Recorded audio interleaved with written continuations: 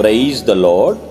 ఈ దినము కొరకు సిద్ధపరచబడిన దేవుని వాక్యము హెబ్రీలకు రాసిన పత్రిక 9వ అధ్యాయము 10వ వచనం. ఇవి దిద్దుబాటు జరుగు కాలము వచ్చు వరకు విధింపబడి అన్నపానములతోనూ నానా విధములైన ప్రక్షాళనములతోనూ సంబంధించిన శరీరాచారములు మాత్రమై ఉన్నవి. ప్రభునందు ప్రియులారా, ముందుగా మీకు హృదయపూర్వక వందనములు తెలియచేస్తూ ఉన్నాను. ఇక్కడ వ్రాయబడినటువంటి విషయాల్లో చూస్తే కొంతమంది ఆచారాలు, సంప్రదాయాలు, వీటితోనే శుద్ధీకరణ అనేవాళ్ళు ఉన్నారు. అయితే ఎంతవరకు వాటిని మనం విశ్వసించాలి, ఎంతవరకు వేటి వరకు వాటిని పరిగణలోకి తీసుకోవాలనే విషయాన్ని ఆలోచించేద్దాం.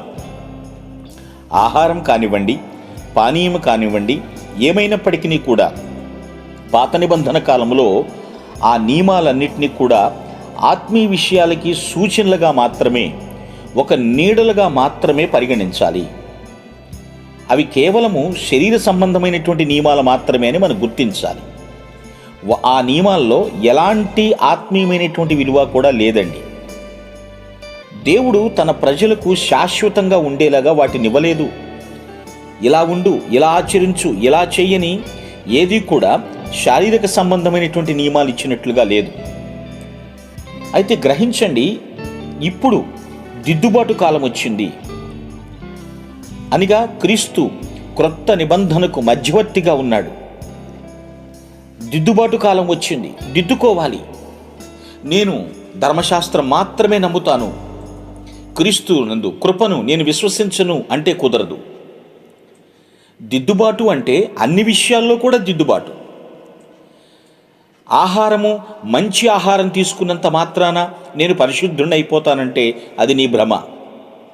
త్రాగే నీరులో చాలా వరకు నాకు పోషక విలువలు ఉన్నాయి కాబట్టి నేను ఎప్పటికీ హెల్దీగా ఉంటాను అంటే అది కూడా భ్రమే.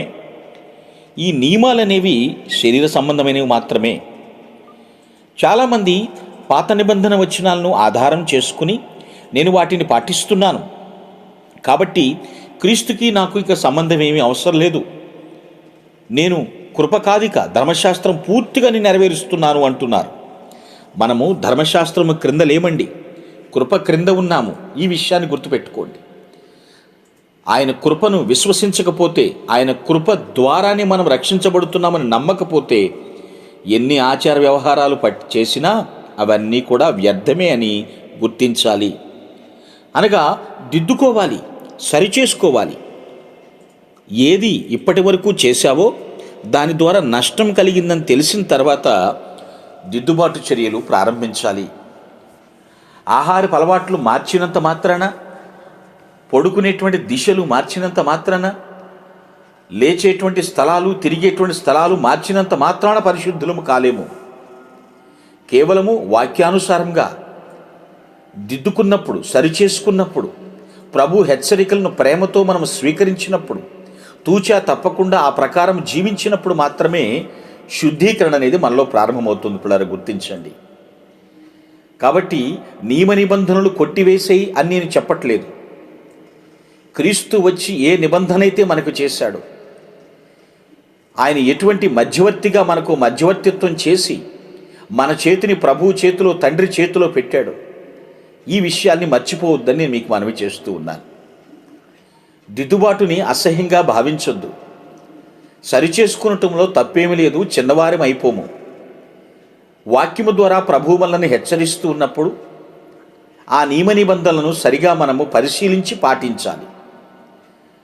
ప్రభు అన్నాడు, ఇదిగో మీ అందరికి బదులుగా నేను ప్రాణమిస్తున్నాను, దీన్ని విశ్వసించిన వారు రక్షింపబడతారు, నీతిగా జీవించిన వారికి పరలోక పౌరసత్వం, ఇత్యాది విషయాలన్నీ కూడా మనతో పంచుకున్నాడు కదా. వీటికి విలువనిస్తున్నామా? కేవలము నియమాలు, ఆచారాలు, కట్టుబాట్లు అని ఆచారాలకే ప్రాధాన్యతనిస్తున్నామా? ప్రక్షాళన అవసరం. అలాగని బాప్తిస్మము పొందినంత మాత్రాన పరలోకం వెళ్ళిపోతాను అని భ్రమపడవద్దు. వాక్యము ఎప్పుడూ కూడా రెండంచెల వాడిగల ఖడ్గము కంటే బలమైనది, చాలా పదునైనది. సరిగా అర్థం చేసుకోవాలి. 1కి 10 సార్లు ఒకే వచనాన్ని చదవాల్సి వస్తుంది. అప్పుడే మనకి పూర్తిగా కూలంకషంగా అర్థమవుతుంది. కాబట్టి వ్యర్థమైనటువంటి ఆచార వ్యవహారాలను పట్టుకుని వేలాడకుండా అర్థవంతమైనటువంటి దేవుని వాక్యాన్ని మనము పరిశీలించి పాటించి మనము సరిచేసుకుంటూ సార్వభౌముని సంతోషపెట్టుదుముగాక. ఆమేన్. మీ కొరకు ప్రార్థించుటకు మేమెల్లప్పుడూ సిద్ధం. Praise the lord. ప్రభు నామమున మీ అందరికీ వందనములు. ఈ మా సందేశముల ద్వారా మీరు ఆశీర్వదింపబడినట్లయితే మీ తోటి వారికి షేర్ చేసి దేవుని రాజ్య సువార్తలో మీరు కూడా పాలుభాగస్తులు కావాలని ఆశిస్తున్నాం. మొదటిసారిగా ఈ ఛానల్ను చూస్తున్నట్లయితే మా ఛానల్ను సబ్స్క్రైబ్ చేయండి. వీడియోలు నోటిఫికేషన్ రూపంలో పొందుటకు బెల్ బటన్ని ప్రెస్ చేయండి. God bless you.